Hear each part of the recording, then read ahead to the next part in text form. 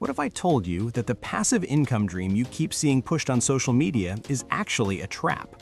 Not because passive income is fake, but because the version being sold to you is dangerously incomplete.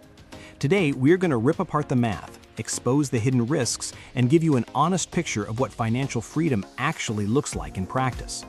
Stay until the end, because I'm going to cover the one psychological trap that destroys people even after they've done everything right financially.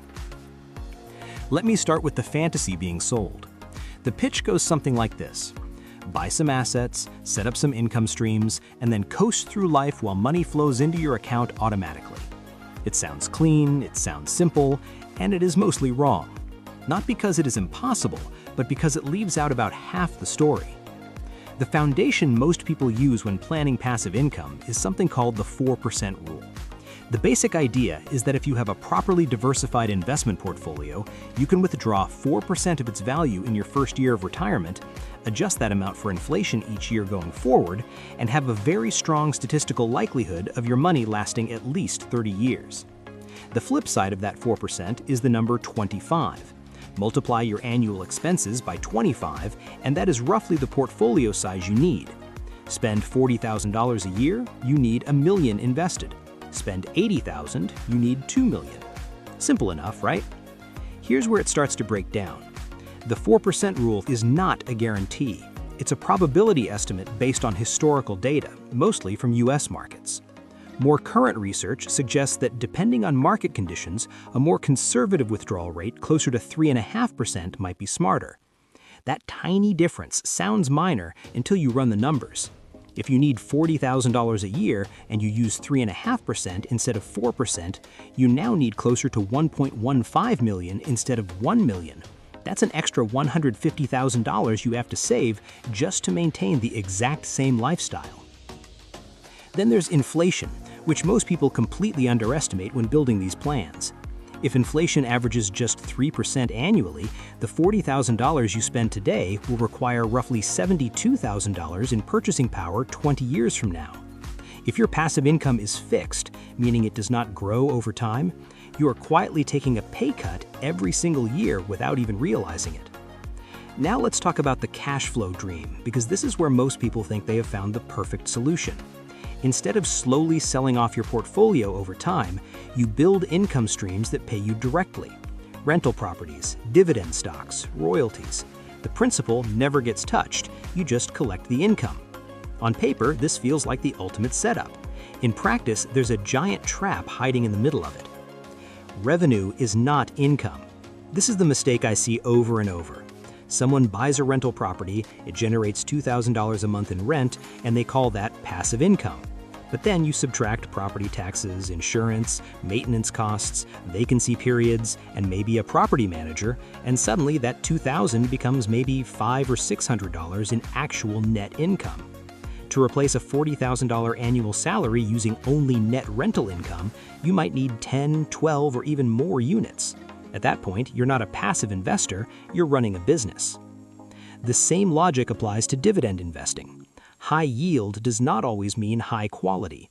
Chasing yield without understanding what drives it is one of the fastest ways to lose both the income and the underlying principal.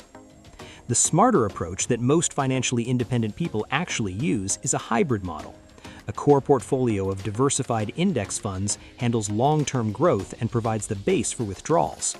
A layer of cash flow assets, maybe rental income or dividends, covers the essential monthly expenses. That way, if the market drops sharply, you're not forced to sell investments at the worst possible time just to pay your bills. Which brings us to the most dangerous concept in this entire conversation. It's called sequence of returns risk, and it can destroy even a mathematically perfect plan. Here's how it works. Imagine you retire with $1 million and the market drops 20% in your very first year. Your portfolio falls to $800,000, but you still need to withdraw $40,000 to live. Now you have $760,000 remaining. Year 2, another 10% drop. You withdraw again. You have now lost nearly a third of your portfolio in 2 years, and you have less capital remaining to benefit from any eventual recovery. Even if the market bounces back strongly, you're working from a permanently reduced base. Contrast that with someone who retires the same year but gets a strong bull market in their first few years. They're essentially set for life. Same strategy, same numbers, completely different outcome based purely on timing. This is why average return calculators are misleading. Markets aren't smooth and orderly, they're chaotic. The practical defense against this is a cash buffer. Keep 1 to 3 years of living expenses in cash or short-term stable assets when you first transition into living off your portfolio. If the market crashes, you draw from the cash buffer and leave your investments alone to recover. You never sell stocks at the bottom just to cover groceries. Once the market rebounds, you rebuild the buffer. Yes, holding that cash slightly reduces your long-term average returns, but the insurance value is enormous. Here's a reframe that changes how you think about your spending. Every dollar you spend annually requires $25 of invested capital to support it indefinitely. That streaming subscription is not just $15 a month, it represents $375 of capital you need to accumulate and keep invested forever. A $500 monthly car payment requires $12,500 of portfolio just for that one line item. When you see expenses through this lens, the cost of lifestyle inflation is not just money, it's years of your life. Your savings rate is the single most powerful variable in this entire equation. It's the one thing you can control completely starting today. Every dollar you don't spend is a double win. It grows your portfolio and it reduces how large your portfolio needs to be. If you can cut expenses meaningfully and save 50% or more of your income, you can compress a multi-decade journey into 10 to 15 years. That's not an exaggeration, it's just arithmetic. Now, I want to address the trap nobody warns you about until you walk straight into it. Many people achieve financial independence and then quietly fall apart. Not financially, but psychologically. The problem is that most people are running away from something they hate rather than running towards something they love. A week without obligations feels incredible. A year without structure or purpose can trigger a genuine identity crisis. We're wired to solve problems, contribute, and connect with others. Work, even when it's frustrating, often provides all three of those things. Strip them away abruptly and the void can feel overwhelming. The most successful financially independent people I know didn't actually stop working. They stopped doing work on terms that were not their own. They consult, create, volunteer, or build projects they interest. The income is optional. The engagement is not. This is why the real goal of passive income should not be doing nothing. It should be having complete autonomy over what you do with your time. When your survival is no longer dependent on a paycheck, every choice you make becomes voluntary.